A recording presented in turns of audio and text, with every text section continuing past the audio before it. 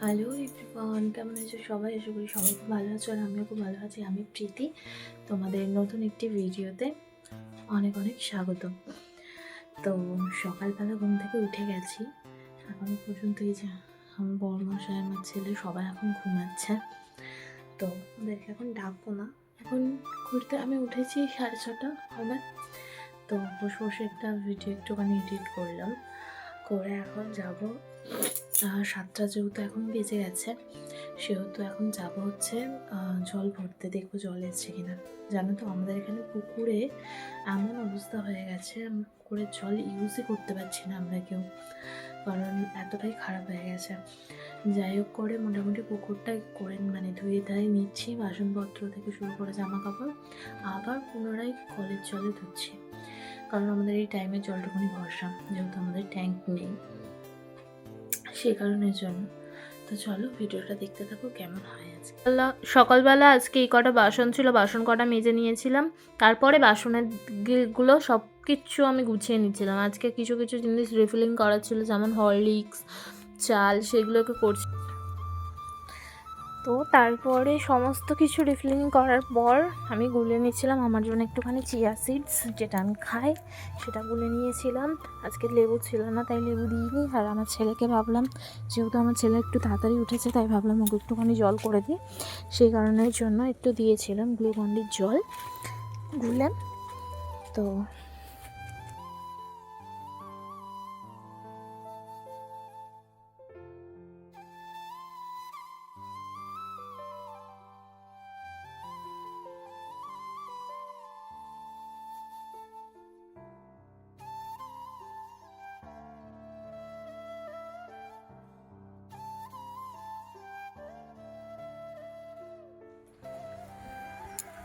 Hello hello Glucon-D, ওঠো উঠো ভালো করে বসো, নম করো আগে, নম করো না, ঠাকুরকে নম করো ভালো করে। ও কি নম হচ্ছে? কি ভালো করে ধরো, পুরোটা ফিনিশ করবে, ঠিক আছে? হ্যাঁ বসে বসে খেয়ে নাও। গ্লুকন্ডির জল গুলে দিয়েছি, একটুখানি খাক, আর আমি এদিকে বসে জল গরম বসিয়েছি, কারণ দুটো সোয়েটার আছে, সেই দুটোকে একটু ভালো করে। আজকে অনেক কাজ আছে, এখন পর্যন্ত কিছু কাজ হয়নি। যে ছেলে মানে সকাল 9টার সময় উঠে, সে আজকে 7টার সময় উঠে পড়েছে, তো সেই কারণের জন্য কোনো কাজ হয়নি। এই যে আপাতত বিছানা গোছাবো, হওয়ার ওর বাবা হচ্ছে একটু যাবে হাঁটতে, আমার গেলে হতো কিন্তু আমি পারবো না, কারণ আমার এখন টাইম নেই। আমি ও যতক্ষণে যাবে ততক্ষণে আমি এদিকের কাজবাজগুলো সব গুছিয়ে নেবো। কাজের মধ্যে শুধু হয়েছে হচ্ছে জল তোলা আর বাসন মাজা, এখনও ঘর দর মোছাও হয়নি। তো চলো গুছিয়ে নিই, তারপরে দেখা হচ্ছে। চলো আজ তোমাদের কিছু কথা শেয়ার করি। আমার নাম হয়তো অনেকে জানো, আবার হয়তো অনেকে জানো না। আমার নাম হচ্ছে প্রীতি। তো আমার ফ্যামিলিতে আমার শ্বশুর বাড়িতে আমরা হচ্ছে আমার ছেলেকে নিয়ে মোট 6জন লোক। আমি, আমার হাজব্যান্ড, আমার ছেলে, আমার দেওর, আমার শ্বশুর মশাই, আমার শাশুড়ি মা। তো এই কজনকে নিয়ে আমার সংসার। আর আমার বাপের বাড়ির সাইডে আমার মা, আমার বাপি, আমি তাদের একটা মাত্র মেয়ে। তো জানো তো আমি না বেশি দূর পড়াশোনা করিনি, আমি 12 পর্যন্ত পড়েছি। আমার বাপি মা সবাই বলেছিল যে তুমি পড়ো, কিন্তু কিছু কন্ডিশনের জন্য আমি নিজের থেকে পিছিয়ে এসেছি পড়াশোনায়। তো সেইগুলো না হয় বাকি আরেকদিন বলবো। তো সেইগুলো তোমাদের সাথে অবশ্যই কোনো না কোনো দিন শেয়ার করবো। তোমরা যদি জানতে চাও কমেন্ট করো, আমি বলবো। আর আমি না খুব অল্প বয়সেই বিয়ে করেছিলাম, তবে এটা ভেবো না যে অল্প বয়স মানে 18 বছর হয়নি তার আগে বিয়ে করে নিয়েছি। 18 বছর হয়েছে তারপরেই বিয়ে করেছিলাম, কিন্তু কিন্তু আমার বিয়েটা না ওইভাবে জাঁকজমকভাবে হয়নি। হয়তো আমি বাবা মার একটা মেয়ে, কিন্তু কোনো কারণবশত হয়নি তখন ওইভাবে জাঁকজমক করে। কিন্তু দুজনের বাড়ির থেকে মেনে নিয়েছিল, আমি যেহেতু লাভ ম্যারেজ করেছি, দুজনের বাড়ির থেকে মেনে নিয়েছে, দুজনরা সম্মতি দিয়েছে, ছিল দুজন, উভয়ের লোকরা ছিল, তারপরেই আমাদের বিয়েটা হয়েছে। তো যাই হোক, সেসব কথা সাইডে রেখে দেখতে পাচ্ছ আমার ছেলে ঘরের অবস্থা কি করে রেখেছে, চারিদিক ময় খেলনাপাতি ছড়িয়ে রেখেছে। আমি সমস্তটা পরিষ্কার করে তারপরে ঘরটা মুছে নিচ্ছিলাম।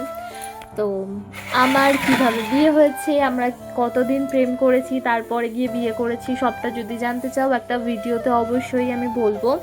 তো অবশ্যই সবাই নিচে কমেন্ট করো, আর আমি এই ভিডিওর লিঙ্কে কমেন্ট করো। তো আমি অবশ্যই তোমাদের সবার সাথে শেয়ার করবো ব্যাপারটা, আমি কিভাবে বিয়ে করেছি না করেছি। তো ভিডিওটা দেখো, তারপরে আমি বলছি আরও কিছু কথা। সেটা ক্রিম দেওয়া পাউরুটি নিয়ে বসেছি, এখন খাবো। বাসের কাজ ছাড়া বলতে যেগুলো বোঝায় সেগুলো সব হয়ে গেছে। জামা কাপড়ও কেচে ফেলেছি, এবার রান্নার দিকে যেতে হবে। তার জন্য আমি, আমার দেওরের বয়সটা এখন কম, সেই কারণের জন্য আমার দেওরের এখনও বিয়ে হয়নি। আমার দেওরকে আমি চিনি অনেকটা ছোটোবেলার থেকে, মানে ওর অনেকটা ছোটোবেলার থেকে আমি ওকে চিনি। তো সেই জন্য দেওয়ার কম, আমি না ওকে একটু ভাইয়ের মতনই দেখি, ঠিক আছে। ভাইরা যেমন কিছু ভুল করলে আমি না ওকে বলি যে এটা করো না, এটা ভুল হচ্ছে, তো মাঝে মধ্যে শোনে। তো এই হচ্ছে ব্যাপার। তো এই যে মাছটাতে আজকে করব হচ্ছে মাছের তরকারি, ভাত, আর আমার শাশুড়ি মা এসে করেছিলেন হচ্ছে গেঁড়ি, যে গেঁড়ি গুগলি হয় না, তো ওই গেঁড়ির পালং শাক দিয়ে গেঁড়ি করেছিল, যেটা আমার বরমশাই, আমার শাশুড়ি মা, শ্বশুরমশাই, মানে আমি বাদ দিয়ে মোটামুটি সবাই খুব ভালো খায়। তো সেই কারণের জন্য আমি খাইনি। তো এই যে মাটির উনুনে, প্রত্যেক দিনের মতো মাটির উনুনে আমি বসিয়ে দিয়েছিলাম রান্না, যেটা দেখতেই পাচ্ছ। তো ভিডিওটা জানি না আমি কতদূর কীরকম করতে পেরেছি, ঠিক আছে, কারণ স্ট্যান্ডে তো ভিডিও মানে লাগিয়ে দিয়েছিলাম, তারপরে আর মানে মনে থাকে না, এরকম একটা আমার ব্যাপার হয়ে যায়। ভিডিও চলছে কি না অর্ধেক সময় দেখতে ভুলে যায়, আসলে বুঝতেই পারছো কীরকম তার কাটা ব্লগার তাহলে আমি। তো যাই হোক, তো চলো ভিডিওটা দেখতে থাকো।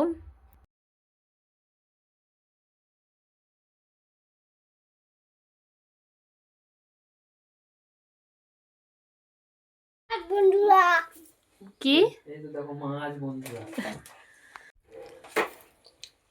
বলো,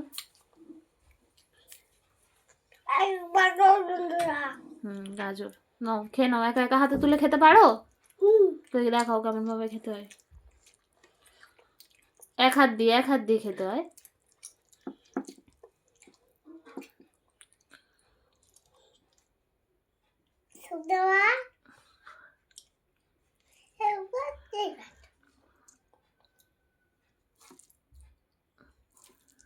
অল্প করে তোলো, দু হাত দিয়ে নয়, এক হাত দিয়ে খাও। এক হাত দিয়ে খাও, ডান হাত দিয়ে খাও।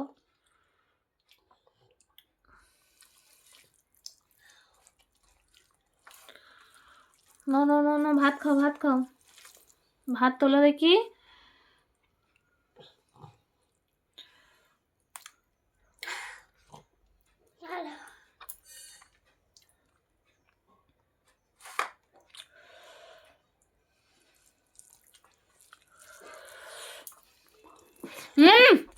এই যে একা একা খুব একটা ভালো করে খেতে পারে না, কিন্তু তাও এখন আমি দিই, যে যাই হোক কিছুটা হলেও একা একা খাওয়া শেখো, কারণ সামনের বছর যদি স্কুলে ভর্তি করি ওকে তো শিখতে হবে। এই যে